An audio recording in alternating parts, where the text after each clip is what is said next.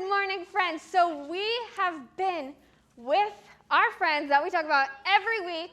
It's the Israelites. And the Israelites, we talk about them because they were God's chosen people that would show the whole world what he was like. And we are with the Israelites still in the promised land where God led them from Egypt through the Red Sea into the promised land where he would be with them. And his intent was for them to follow his lead for their lives. But did they always do that? No. We saw again and again how the Israelites chose to go their own way. And this week, guess what? God lets them go their own way and make a really, really, really big change to their country, okay? A big change is coming. So far, we've just seen Israelites and God, but now a big change is coming, and our question of the week is a clue. Can anybody guess what the change might be?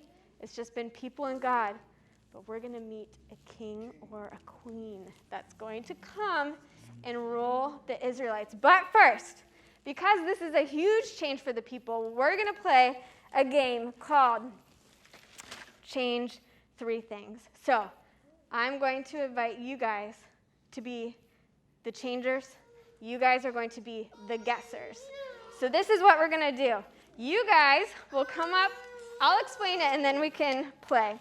So what you guys are going to do is you guys are going to come up here, and you guys are going to have to study their clothes, everything that they're wearing. Then they're going to disappear, change 3 things about their outfit, come back, and you guys are going to have to guess what it was. Does that make sense? Yep. All right. So just to make it a little bit more interesting, I have some added dress-up items here if you want to add some elements to your outfit. So take a few seconds. You guys can add some stuff. It's clean. It's new. Don't worry. So take a few minutes. You guys can add some elements. Then when you're ready, we'll have you come up here so the people can see what you look like for round 1. All right, so we have 30 seconds for you guys to study. Look really, really, really close at their shoes, at their shirt, at their hats, their necklaces. We've got 3 pairs of glasses, so pay attention. You got 30 seconds, then they are going to disappear, change 3 things, and you'll have to guess what they changed, okay? A few more seconds. You guys want to dance? Turn around. We'll see. Yes, love it, love it, love it. All right, you feel like you got a good look? Got a good look? All right, disappear, you guys. Change 3 things. Let us know when you're done, and I'll call you back. Are you ready? Okay, and they are back. All right, let's see. All right. You guys each change 3 things? What do you think? All right, let's start with Victoria. What's different? Do you notice anything different?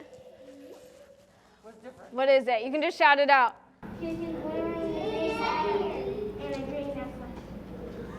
Are those 2 things? All right, what's the third? Whoop! Hey! What else? What else is different? What else is different about Victoria? Can you guess it? Yeah, she's got it. Yeah. She lost the scarf. Did you get them all? 2 more. What? Not about me. Oh, okay. I was like, we said 3. No. Okay, got it. So did we get all of yours, Victoria? Yes. All right, David. So you guys got the scarf. What else? What's different? Something looks missing. He's frozen in time. No, him. He's got a scarf on? He didn't have a scarf on before? We're deliberating. They think he didn't have a scarf on before. How many did they have so far, David? They got 2 right. You're missing 1. You want to give them a clue for what the third one is? Ah, I knew he'd be sneaky. Oh, you guys didn't see that. I didn't see that either. Very good. That was sneaky. All right, Nyla. What did Nyla change?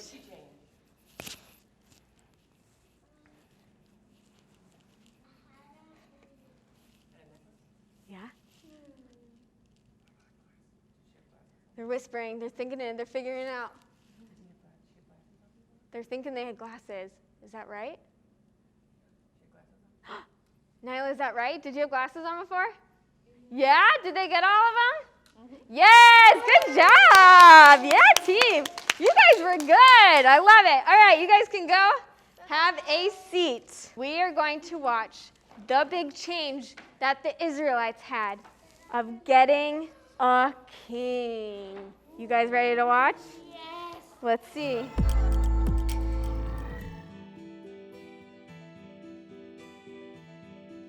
Samuel was a judge over Israel. At this time, Israel had no king, but the leaders of Israel said, "We want a king like the nations around us." Samuel wasn't sure how to respond, so he prayed to God. God said, "Give them what they want, but warn them what it will be like to have an earthly king." A king could make their sons serve in the army. He could make their daughters work for him. Or he could take away their fields and servants. But the Israelites didn't care. "Give us a king," they said. God brought to Samuel a man named Saul. "You will be king," Samuel said. Saul was surprised. He was from the tribe of Benjamin, the smallest tribe in Israel. Samuel anointed Saul, and the Spirit of God was with Saul. When the time came for Samuel to introduce the Israelites to their new king, no one could find Saul. God said, "There he is, among the supplies." Oh no! The people ran to Saul. "Long live the king," they said. The Israelites thought Saul would be a good king, but Saul did not obey God. One day, Saul took an army to fight the Philistines, but the Philistines had more chariots, more horses, and more soldiers. Saul wanted to ask God for help. Maybe if he made an offering to God, they would win the battle. There was one problem. Only the priests, like Samuel, were allowed to give offerings to God. Saul waited, but Samuel did not come. Saul's soldiers started to leave, so Saul decided to make an offering to God himself. Then Samuel arrived. "You have disobeyed God," Samuel said. "You will not be king much longer. God is going to find someone obedient to be king." Sometime later, the Israelites won a battle against the Amalekites. God wanted Saul to destroy everything, but Saul only destroyed the things he didn't want. God told Samuel, "I regret that I made Saul king because he does not obey me." Samuel confronted Saul. "I did obey God," Saul argued. "I only saved the best animals to sacrifice to the Lord." Samuel asked, "Does God care more about obedience or sacrifices?" "You rejected his instruction, so God has rejected you as king." Saul admitted his sin and asked for forgiveness. Samuel said, "God has taken away your kingship today, and he will make someone else king."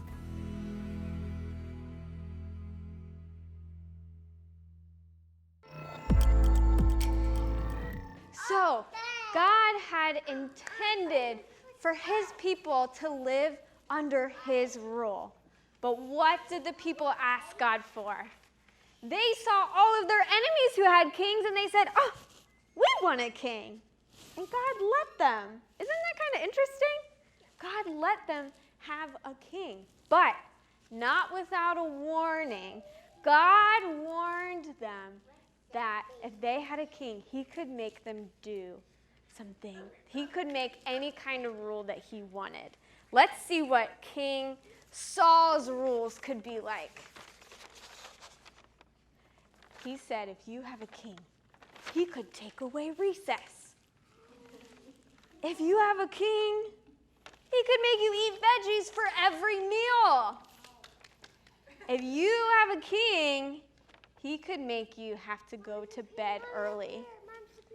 Oh, she did. If you have a king, he could take away all of your toys. Right? So God warned the people that an earthly king could make rules that maybe weren't good for them. And that's what we saw with Saul. He did not obey God. And so what did God do? He said he could not be king anymore. So we're going to see. So Saul came, and Saul went, and the Israelites saw what it was like to have an earthly king. And we're going to meet next week a new king who comes in. I'm going to give you a clue. This guy defeated a giant. Do you know who that was? Do you guys know a king? Oh, you don't? Oh, I'm so excited for you guys to hear this story. I do. You do? Okay. Well, we'll figure it out next week for our friends who haven't heard it yet, okay? So he's going to give us a new king. So we'll see that next week. But do you know what's amazing, guys? Do you know that we have a king? We have a king. Not of the United States, of the whole world. We have a king of the whole world, and his name is Jesus. And do you guys want to hear what he does as king? This is what Jesus does as king of the whole world. He says this in the book of Luke, in the Bible. This is what it says Jesus is like as king.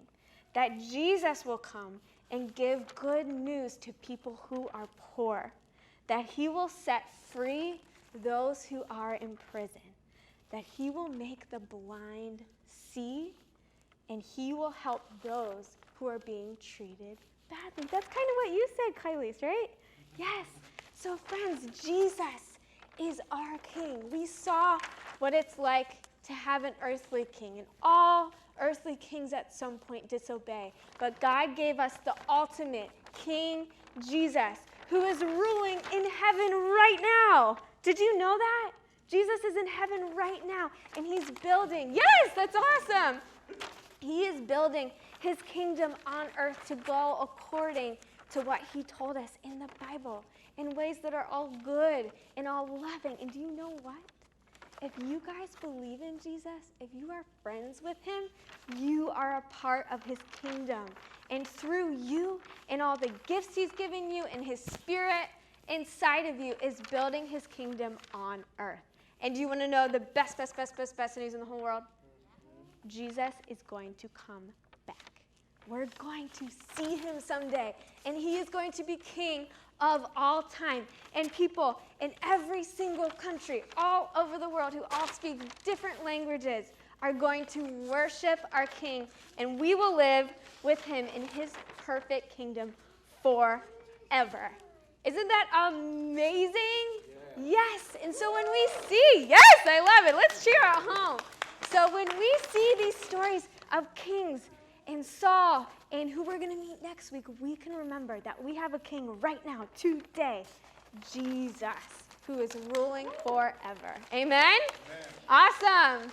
All right. So we are going to stand and we are going to worship with this song called, what is it called? Something about a kingdom. It's thematic. So if you guys want to stand up, we will do our worship song, and then we will be out of here.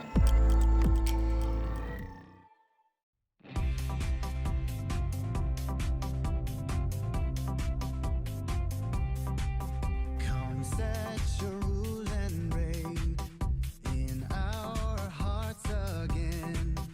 Increase in us, we pray. Unveil why we're made. Come set our hearts ablaze with hope like wildfire in our very souls. Holy Spirit, come invade us now. We are your church. We need your power in us. We seek your kingdom first. We hunger and we thirst. Refuse to waste our lives. For you're our joy and prize. To see the captive hearts released. The hurt, the sick, the poor at peace. We lay down our lives for heaven's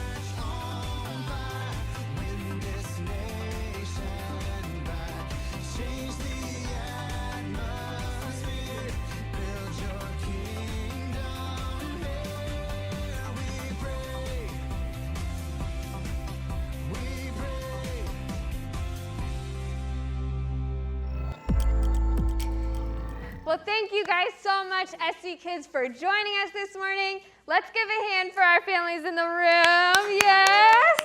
Loved having you guys. Well, as always, check your inbox. You guys can have this experience in your homes. There's conversations that you can talk about and different activities that you can do. And as always, join us next week for our SC Kids Sunday Story Party. We'll see you guys. Bye-bye.